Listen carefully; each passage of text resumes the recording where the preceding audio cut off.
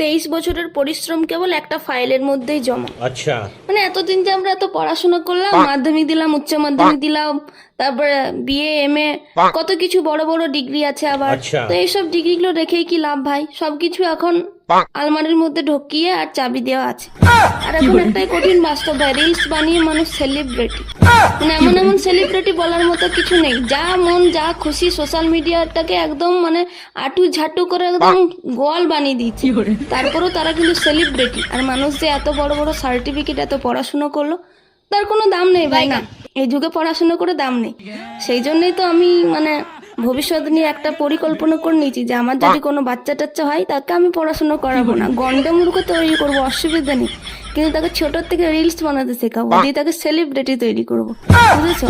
পড়াশোনা করিয়ে কোনো লাভ নেই। নাহলে ওইরকম যেরকম আমাদের সব ফাইলগুলোর মধ্যে ঢোকানো আছে সার্টিফিকেটগুলো, সেরকম ঢুকিয়ে রাখতে হবে। এখন সেলিব্রিটি তৈরি করবো, সেলিব্রিটি।